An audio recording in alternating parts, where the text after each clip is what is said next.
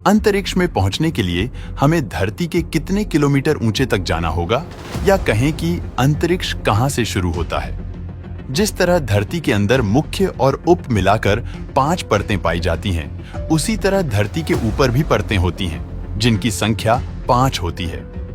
हालांकि धरती के ऊपर की परतें मुख्य रूप से ठोस या तरल न होकर धूल और गैसों से बनी होती है।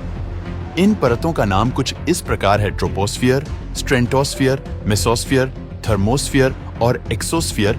इनके नाम आपको भले ही अटपटे लगे, लेकिन इनका काम सुनकर आपको बेहद खुशी होगी, क्योंकि इन्हीं की वजह से तो हम और आप जिंदा हैं। धरती से लेकर ऊपर 12 किलोमीटर तक के क्षेत्र को ट्रोपोस्फियर यानी क्षोभमंडल कहते हैं। ट्रोपोस का मतलब है बदलाव, और सच कहें तो यहाँ बदलाव ही बदलाव है। मौसम बदलता है, बादल बनते हैं, बारिश होती है, तूफान उठते हैं, और कभी कभी इंद्रधनुष भी यहीं से झांकता है। यही वह परत है जहां बादल तैरते हैं और बारिश बरसती है। हवाओं की दिशा और स्पीड यहीं तय होती है, जिससे कभी तूफान आता है तो कभी ठंडी हवा। शुरुआत के 2 से 3 किलोमीटर तक आपको हवा सामान्य लगेगी, लेकिन ऊपर जाते जाते ऑक्सीजन कम होने लगेगी, जिससे आपकी सांसें भारी होंगी और बिना ऑक्सीजन सिलेंडर के ज्यादा देर रहना मुश्किल हो जाएगा। इस परत के 10 किलोमीटर की ऊंचाई पर ही सामान्यतया हवाई जहाज उड़ते हैं। यहाँ इतनी ठंड और प्रेशर की कमी होती है कि इंसान को अगर बिना किसी उपकरण के छोड़ दिया जाए तो वह सीधा बेहोश हो जाएगा। धरती की 90% गैसें जैसे ऑक्सीजन और नाइट्रोजन वगैरह इसी परत में कैद हैं।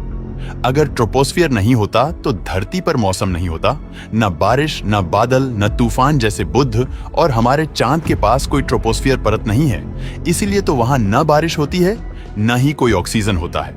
अब अगली परत के बारे में जान लेते हैं, जिसका नाम स्ट्रेटोस्फियर यानी समताप मंडल है। यह परत 12 किलोमीटर से लेकर 50 किलोमीटर ऊपर तक फैली होती है। जैसे ही आप इसमें कदम रखते हैं, आपको एहसास होगा कि यहाँ का माहौल धरती से कितना अलग है। जहाँ ट्रोपोस्फियर में तूफान, बारिश और बिजली कड़कती है, वहीं स्ट्रेटोस्फियर में आकर सब कुछ शांत हो जाता है। यहाँ मौसम का कोई खेल नहीं होता। मतलब अगर आप यहाँ खड़े हैं तो नीचे के तूफानों को बस दूर से देखते रहेंगे। इस परत में हमारी ओजोन लेयर मौजूद है, जो सूरज से आने वाली खतरनाक अल्ट्रावायलेट किरणों को रोकती है। अगर यह ओजोन परत न होती तो धरती पर जीवन कभी भी सुरक्षित नहीं रह पाता। यहाँ पहुंचकर ऐसा लगता है जैसे आप इंसानों की सुरक्षा करने वाली एक जादुई ढाल के सामने खड़े हैं। कई बड़े जेट विमान और सुपरसोनिक प्लेन इस परत में भी उड़ते हैं, क्योंकि यहाँ हवा बहुत स्थिर है और मौसम की गड़बड़ी भी नहीं होती है, जिससे उड़ान स्मूथ रहती है। जहाँ ट्रोपोस्फियर में आप जैसे जैसे ऊपर जाते हैं तो तापमान गिरता है, तो वहीं स्ट्रेटोस्फियर में नियम बदल जाता है। यहाँ ऊपर जाते जाते तापमान बढ़ने लगता है, क्योंकि ओजोन लेयर सूर्य की ऊर्जा को सोखकर गर्मी पैदा करती है। अगर कोई इंसान बिना स्पेस सूट के यहाँ पहुंच जाए तो सांस लेना असंभव हो जाएगा, क्योंकि यहाँ ऑक्सीजन बहुत कम है। इसके साथ ही तेज यूवी किरणें आपकी त्वचा और आंखों को जला सकती हैं। लेकिन एक बात पक्की है, यहाँ खड़े होकर आप धरती का नजारा पहले से कहीं ज्यादा साफ और अद्भुत देखेंगे। नीला आसमान हल्का हल्का काला पड़ने लगेगा और आपको महसूस होगा कि आप धीरे धीरे अंतरिक्ष के करीब पहुंच रहे हैं। अगली तीसरी परत जो आगे आएगी वह मेसोस्फियर यानी मध्य मंडल होगी, जो 50 किलोमीटर ऊपर से लेकर 85 किलोमीटर ऊपर तक फैली होती है। यही वह परत है जहां धरती को बचाने वाला फायर शील्ड मौजूद है। मतलब अगर कोई रॉकेट या स्पेसशिप यहाँ से गुजरता है तो वह धरती की वायुमंडलीय ढाल के सबसे खतरनाक हिस्सों में से होकर निकलता है। तभी तो वह जलने जैसा दिखता है। जब कोई उल्कापिंड आसमान से गिरता है तो वह इसी परत में घर्षण के कारण जलकर राख बन जाता है। जो टूटते तारे आप रात में देखते हैं, वो असल में इसी परत में जलते हुए उल्कापिंड होते हैं। जैसे जैसे आप ऊपर जाएंगे, यहाँ का तापमान अचानक -90 डिग्री सेल्सियस तक गिर जाएगा। मतलब यह धरती का सबसे ठंडा क्षेत्र है। यहाँ पर हवा इतनी पतली होती है कि सांस लेना नामुमकिन है और शरीर तुरंत ठंड से जमने लगेगा। बिना स्पेस सूट के यहाँ कुछ सेकंड भी जिंदा रहना असंभव है। लेकिन अगर आप स्पेस सूट पहनकर यहाँ खड़े हैं तो आप हर सेकंड आकाश में जलते हुए उल्का पिंडों का लाइव शो देख सकते हैं। एक बात शायद आपको कंफ्यूज कर रहा होगा कि जब यहाँ इतनी ठंड है तो फिर उल्का पिंड जलते कैसे हैं? दोस्तों, जब उल्कापिंड या स्पेसशिप तेज रफ्तार से मेसोस्फीयर में घुसते हैं तो वे हवा के अणुओं से बहुत जोर से टकराते हैं। यह टकराहट इतनी तेज होती है कि इनमें घर्षण पैदा हो जाता है।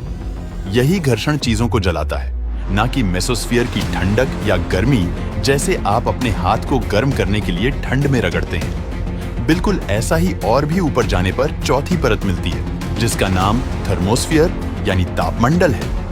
यह परत 85 किलोमीटर से लेकर धरती के 600 किलोमीटर ऊपर तक फैली होती है। थर्मोस्फीयर वह जगह है जहां पृथ्वी और अंतरिक्ष एक दूसरे को हाथ मिलाते हैं। यहाँ गर्मी है लेकिन महसूस नहीं होती, यहाँ रोशनी है लेकिन अंधेरा भी है, और यहीं से शुरू होता है इंसान का असली अंतरिक्ष सफर।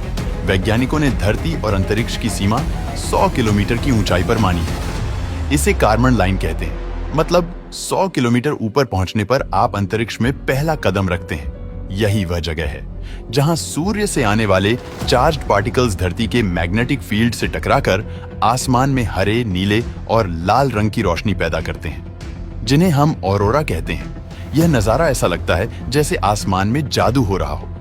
आपके फोन का जीपीएस, टीवी के चैनल, मौसम की जानकारी, यह सब काम इसी लेयर में घूमते हुए सैटेलाइट की वजह से होता है। इतना ही नहीं, इंसानों का घर यानी इंटरनेशनल स्पेस स्टेशन भी इसी परत में घूम रहा है। इस स्पेस स्टेशन की स्पीड लगभग 27,600 किलोमीटर प्रति घंटा है। तभी तो इसमें रहने वाले एस्ट्रोनॉट 24 घंटे में करीब 16 बार सूर्योदय और सूर्यास्त देखते हैं।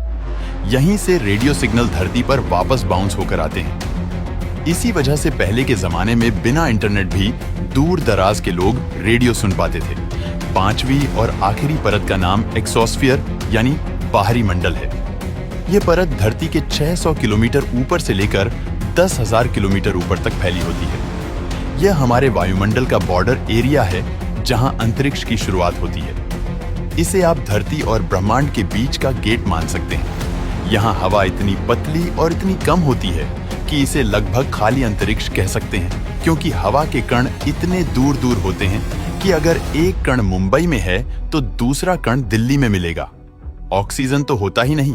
एक्सोस्फीयर में कई सैटेलाइट्स घूमते रहते हैं जो टीवी सिग्नल, जीपीएस और इंटरनेट जैसी चीजें हम तक पहुंचाते हैं। यहाँ बिना स्पेस सूट के कुछ सेकंड से ज्यादा जिंदा रहना असंभव है, लेकिन यहाँ से धरती का नजारा सबसे अद्भुत होगा। नीचे पूरी धरती नीले और सफेद बादलों के साथ गोल दिखाई देगी और ऊपर अनंत काला ब्रह्मांड चमकते तारों से भरा हुआ होगा।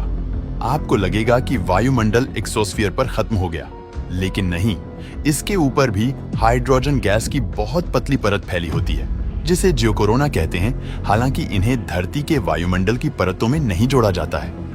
खास बात यह है कि सूर्य की रोशनी इस हाइड्रोजन से टकराकर हल्की सी चमक पैदा करती है, जिससे धरती में एक ग्लो जैसा माहौल दिखता है।